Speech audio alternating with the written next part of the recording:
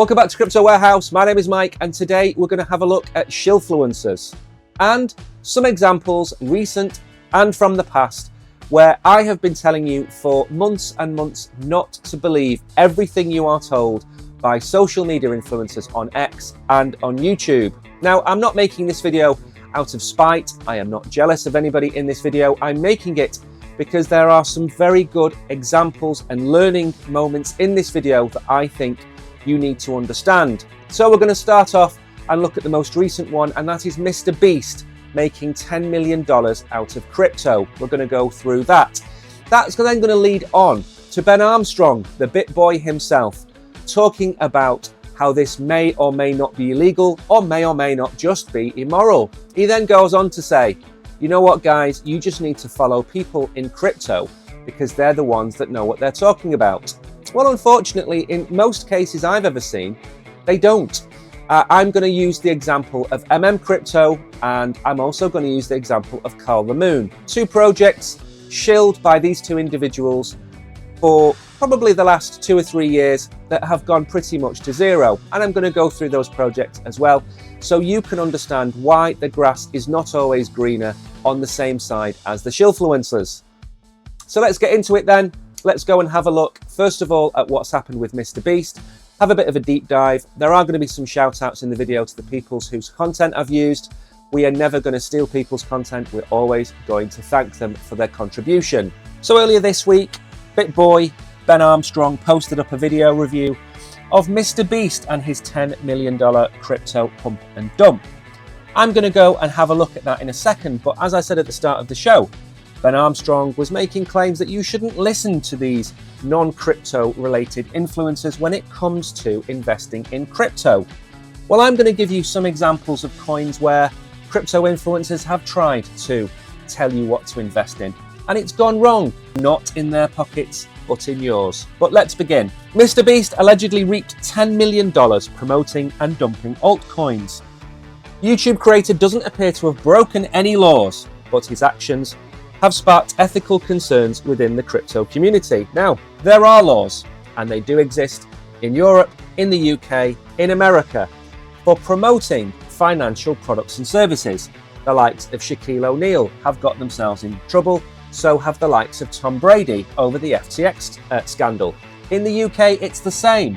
We have seen issues with UK-based influencers talking about crypto coins. They've also got themselves in trouble. So although this article by Tristan states that they haven't broken any laws, they probably have, because it falls under financial products. Now, the accusations were levied against Mr. Beast by a blockchain investigator using the handle SomaXBT on the social media platform. And for those of you that want to read the full thread, I'm going to leave a link in the description below to Soma's article. A big shout out and a thank you to all the hard work that Soma and the like of ZachXBT also do on X in trying to uncover not just scams, but rug pulls and anything that looks suspicious.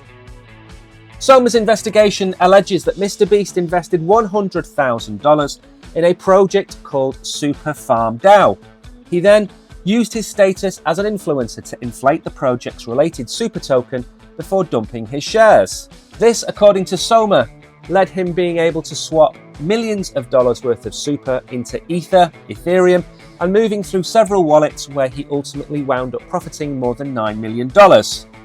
He then went on to promote and dump other assets such as Stack, VPP, ShopX, and Polychain Monsters. In my opinion, it is morally and legally wrong.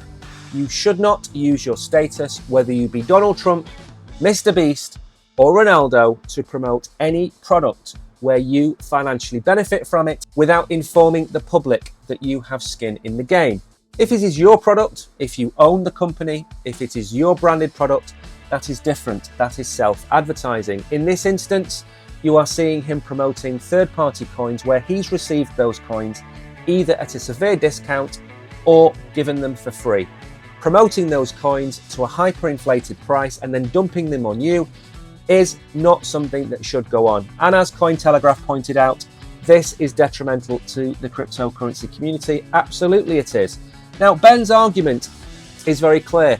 You shouldn't hold on to anything for too long because you will lose money. Fair point. Even buying Bitcoin at the peak of the previous bull cycle at 69,000 would lead you into a position where maybe last July you were running at an 80-70% loss. And also a fair point. The difference, and the key difference, is that Bitcoin is uncensorable, and we all know that over time Bitcoin is going to go up and to the right. What I'm going to do now is I'm going to move on and show you two examples of crypto influencers that not only shilled their own tokens, but also tried to change history. Now we're going to take you back over a year. This article by Elias Ahonen was one of the articles that stuck in my mind at the time, simply because of the sheer gall of this influencer. Now, Carl the Moon Rudfelt, he is a big influencer, a big YouTuber. He's huge on X. He's one of the guys that people follow. He's very good at what he does. Let me first point that out. However, he did try and contact Elias to get him to revise history on his behalf by concealing old claims that he co-founded a crypto app. Carl contacted Elias asking him to update old information about a May 2022 article. The article had touched on his involvement with the crypto payment platform Castor.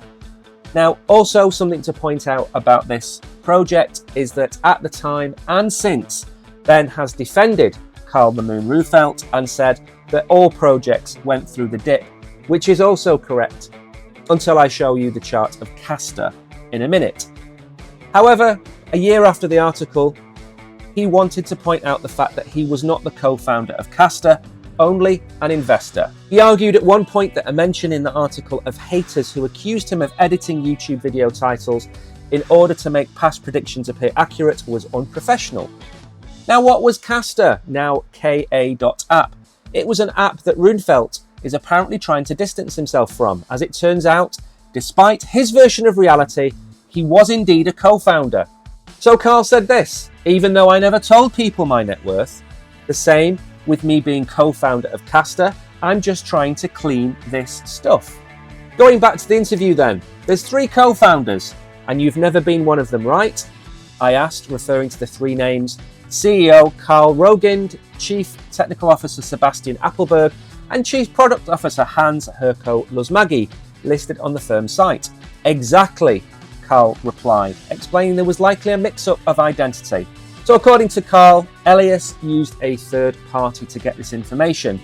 Okay, he replied, that's where it gets interesting, because according to the notes, when he visited his Dubai office, me and my best friend 2 years ago, we came up with the idea that crypto payments should be easy. That's why we founded Castor. We had received media attention from both Yahoo Finance and Fox Business. So Elias confronted Carl. Carl replied, I may have over-exaggerated my involvement at that stage, but co-founding it, not accurate. I don't have equity in it. Again, Carl claims he's never referred to himself as a co-founder or led people to believe that. Exactly, said Carl. However, in the interviews with Yahoo Finance and Fox Business, he is. Now, according to the articles with Yahoo Finance and Fox Business, Carl opened with this: Castor is my company. I'm a co-founder. We're 4 co-founders, in fact. Now, we're not going to spend any more time on this. I'm just going through some of the problems that you should see are prevalent with shillfluencers. Now, Castor doesn't look too bad on the 1-day chart. It doesn't even look too bad on the 7-day chart. The issue is, of course, that it's gone from opening at $1 to now being worth 1.5 cents in a period of 2 years, in a period where Bitcoin has gone up 4x, in a period where the crypto market has doubled, in the same period that Ben says that Castor will simply follow the trend and will trend up over time. The problem is, lots of these influencers are interconnected, both personally as friends and financially.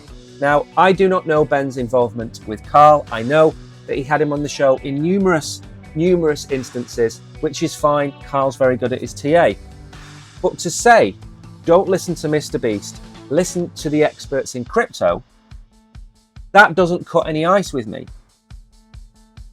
Now we're going to get on to the next one. V-Launch. V-Launch was everywhere on X for a period of time, probably around about the same time that Carl and Casper were doing the rounds.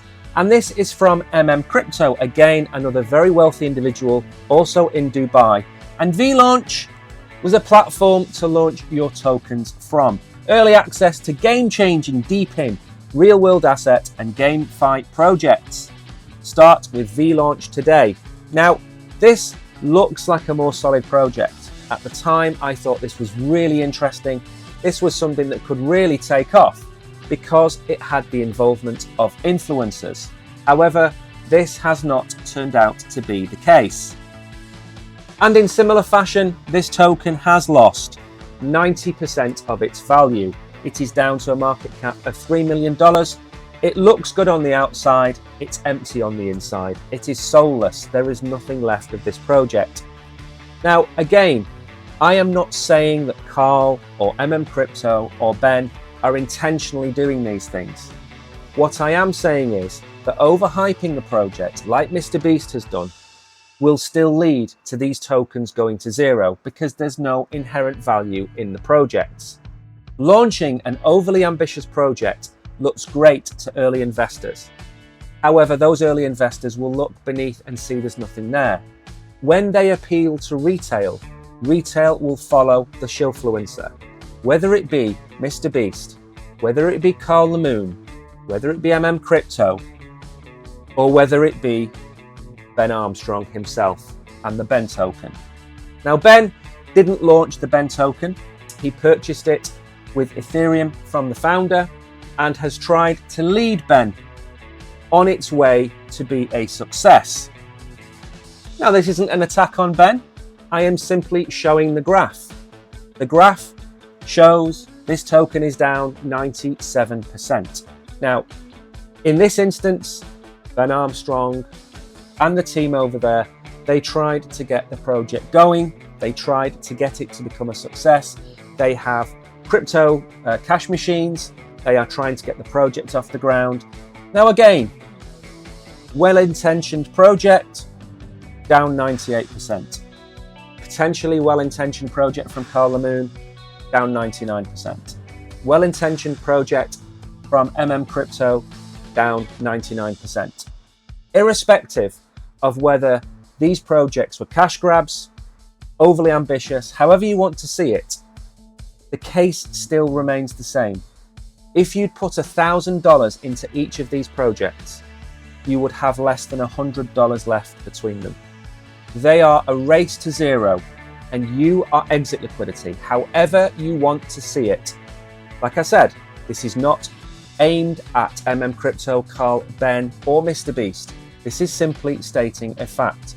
When you see a highly followed individual on X, whether it be Daddy, whether it be Mother, whether it be Ben, unfortunately, they are not all in it for the same reasons. And many of them, and I can guarantee it now, many of them will have made many millions of dollars out of these projects while you sit on worthless bags. So that's it then. What do you think of shillfluencers? Personally, I always advise people who watch our streams and watch our videos to do your own research and don't follow any crypto influencer, including ourselves. We are only here to give you our opinion.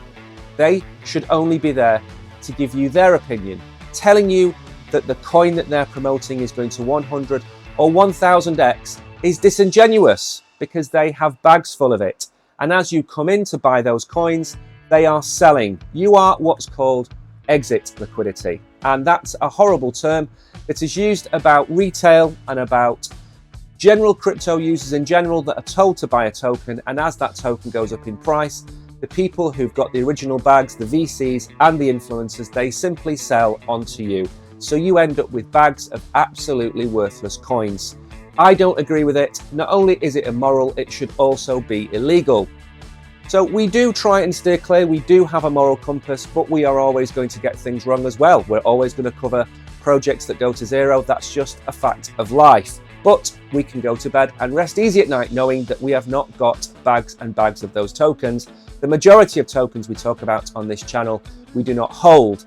Please, if you haven't done already, please give us a like and subscribe to Crypto Warehouse and help us grow the channel. You, as always, have been great. I have been Mike. Until the next video, goodbye.